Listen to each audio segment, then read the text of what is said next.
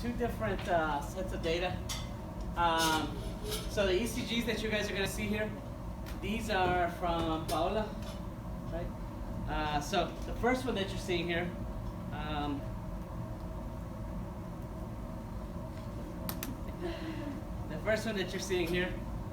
so here's our P wave, right? QRS complex, T wave, then our quiescent period, P wave, QRS complex, T wave. So what these guys were asked to do is once they had their ECGs recorded, they then measure from peak to peak. And they were just measuring the time from the P peak to the R peak to the T peak, from T to P, and then from R to R. So you see the measurements here, right? P to R, this is at rest, 0.15 seconds.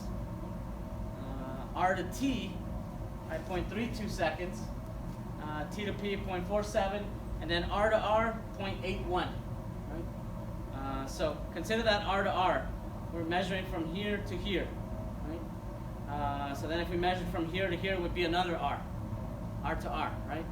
Essentially, by measuring from R to R, what are we measuring? The heart rate, right?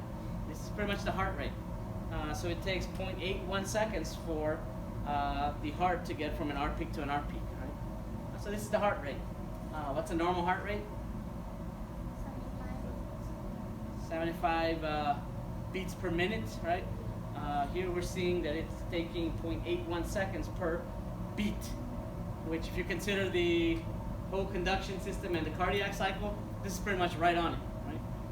The whole cardiac cycle takes about 0.8 seconds, right? So this is a good resting heart rate, right? Now, this was at rest. Consider this after exercise.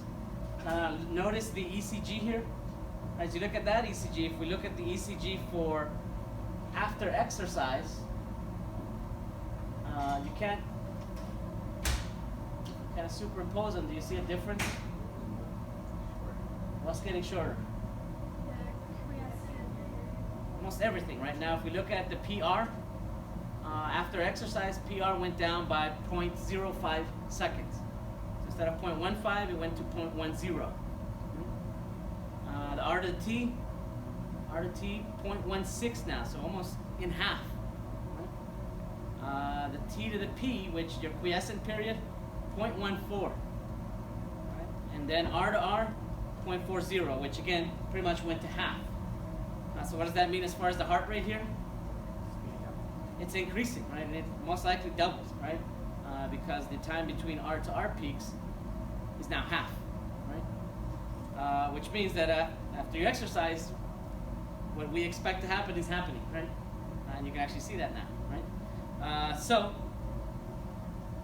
if you were given graphs like this, and if you were given values associated with the distances between those peaks, you should be able to use that data to help determine, one, if the person is at rest, two, what the heart rate is, right? So for heart rate, if we're looking at that value and we have so many peaks, basically what would you have to do to get the actual heart rate? So let's say there were, in 1 minute there were, I don't know, let's say just 10 of these or so. Or something like that, right? There would have to be a value associated with the R peaks, right? And then you would just multiply that by the time, and you get a heart rate, right? So consider that, but most likely you would be comparing numbers like this. And then just to show other data, tell me your name again. Stephanie. So for Stephanie, these are her values at rest. Right? So P to the R, 0.220, which is a lot longer than this one. Right? R to T, 0.260. Yeah, 260. Look at the R to R rate, 1.090. And then T to P, 0.660. Based on these values, who has a slower heart rate? Stephanie, right? Because look at the R to R peak. It takes more time to go from one R peak to another R peak here compared to here. So you see differences in heart rates there. Right? heart rate. That's really good. Relaxed. I don't know, maybe we're supposed to. These are probably normal in both cases. Yours is just a little bit.